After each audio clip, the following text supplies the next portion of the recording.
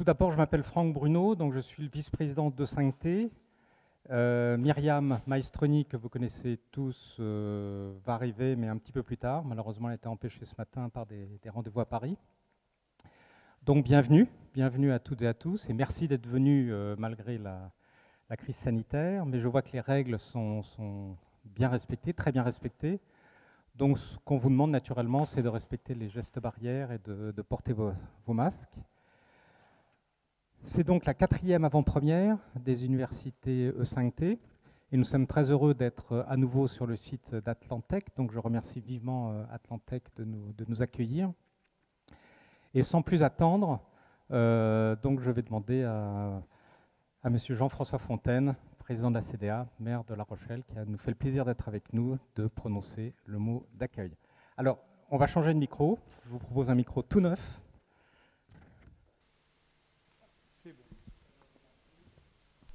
Non, si, ça marche.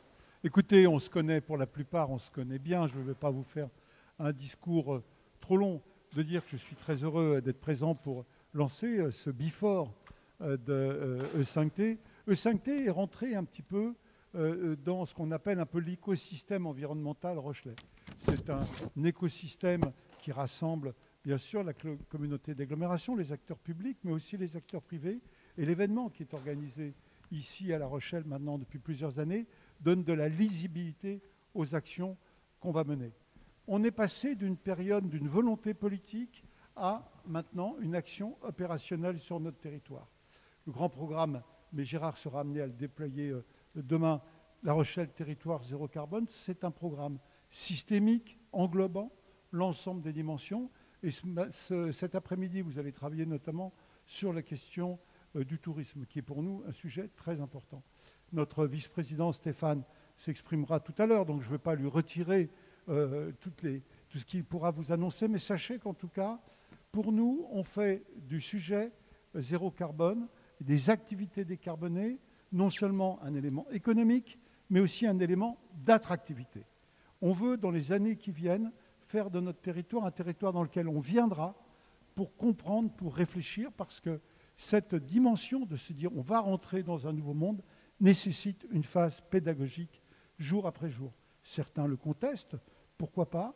Nous voulons, c'est rentrer dans une dimension objective de dire quelle est la situation sur notre planète, qu'est ce que nous pouvons faire à l'échelle de notre territoire. Et le tourisme, pour nous, un élément constitutif de toute cette démarche. Ce que je souhaite, mais à une échéance de 5 ans, de 10 ans, c'est qu'une exposition temporaire, comme nous venons de faire depuis quelques mois, qui est le climat et océan, soit demain, à une échelle beaucoup plus grande, un élément de présentation à dimension internationale, de dire on vient à La Rochelle. On peut aussi consulter à distance tout ce que l'on met pour que les gens puissent avoir accès à toutes ces données. Et donc, de mettre, entre guillemets, ce savoir, qui est un savoir qui évolue, parce que comme tout savoir, eh bien, il est le fruit des travaux de recherche et tout cela, eh bien, qu'on puisse en temps réel se dire, soit je viens à La Rochelle, soit je consulte à La Rochelle un certain nombre d'éléments, et particulièrement tout ce qui nous sensibilise à la relation entre l'océan, le littoral et l'évolution climatique. Voilà un des thèmes, ce n'est pas le seul, je l'évoquerai demain en séance d'ouverture plus globalement, toute la démarche que nous faisons. On était dans une volonté politique, maintenant on passe dans la dimension opérationnelle. Cette agglomération s'est dotée d'un vice-président en charge de territoire zéro carbone, d'un staff qui se renforce grâce aux moyens qui nous ont été apportés par le PIA. Donc c'est tout un territoire qui est en mouvement avec un slogan très simple. Si on n'agit pas, on subira. Et on ne veut pas subir, on veut agir, parce que nous pensons que nous avons encore un certain nombre de leviers pour pouvoir, entre guillemets, limiter le réchauffement climatique, en tout cas pas l'amener dans les chiffres que certains présentent, pour être maître de notre destin. Ça vous paraît peut-être très ambitieux, mais en tout cas, c'est la volonté très claire des élus de La Rochelle, tant de la communauté d'agglomération et de la ville de La Rochelle et de l'ensemble du consortium, puisque nous sommes ici à Atlantech. Et je sais que nous aurons le conseil régional totalement à nos côtés dans cette démarche. Merci de votre présence, en tout cas. Très belle séquence de travail cet après-midi. Merci à vous tous. Il faut laver le micro que j'ai dû polluer. Merci beaucoup, Monsieur le Président. Je vais appeler maintenant Monsieur Thierry Autier, président de la CCI et de l'association Atlantec. Alors, vous prenez un autre micro que je n'ai pas le droit de toucher. Bonjour à toutes et à tous.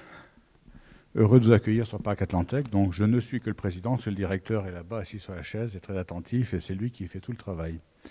Quand je vois le thème, la transition énergétique, levier de la relance économique dans les territoires, je ne peux qu'être heureux en tant que président d'une chambre de commerce, car enfin, on marie positivement ensemble la transition écologique et l'économie. Pour une fois, on ne les oppose pas.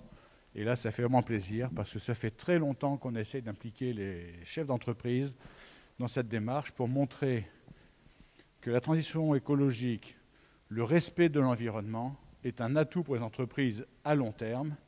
Même si à court terme, ça pèse, ça coûte cher, à long terme, c'est ce qui permettra aux entreprises de s'en sortir davantage.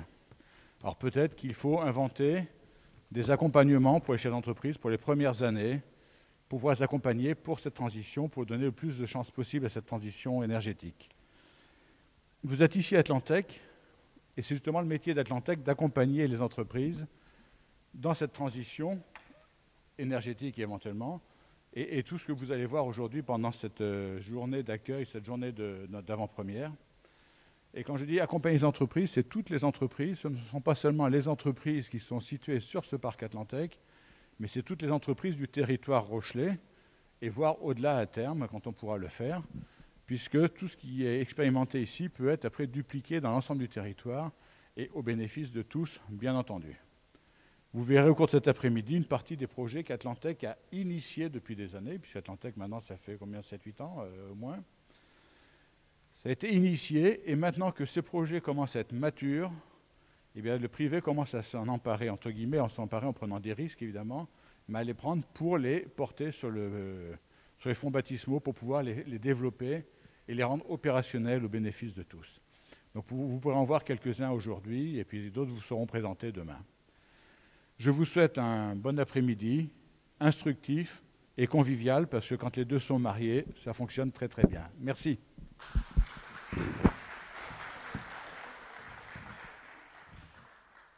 Merci beaucoup, Monsieur Authier, pour vos quelques mots et votre soutien indéfectible à E5T.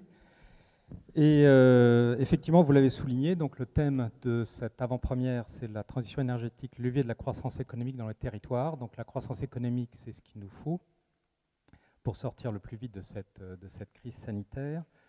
Et vous l'avez dit, c'est une opportunité de repenser cette croissance en la rendant plus durable, moins émissive et plus résiliente. Et donc cet après-midi va commencer par un think tank sous la forme de 2 tables rondes. La première sera sur la relance du tourisme, que je vais animer dans quelques instants, et la deuxième sur l'enjeu fondamental des formations. Ensuite, nous parlerons de l'innovation du territoire, qui sera mis en avant par des initiatives de grande qualité, ainsi que quelques solutions locales que nous verrons, que nous aurons l'occasion de découvrir dans la mobilité durable. Et enfin, nous terminerons cette demi-journée par la visite de l'exposition Climat-Océan au musée maritime, qui est une vraie visite immersive au cœur de l'océan. Donc une visite absolument remarquable. Voilà, je vous souhaite à toutes et à tous une excellente après-midi et sans plus attendre, je vais maintenant appeler les participants à la première table ronde sur le tourisme. Alors, petit détail logistique. Ah, nous avons le maître des horloges qui nous rejoint. Je ne sais pas si tu as le droit de...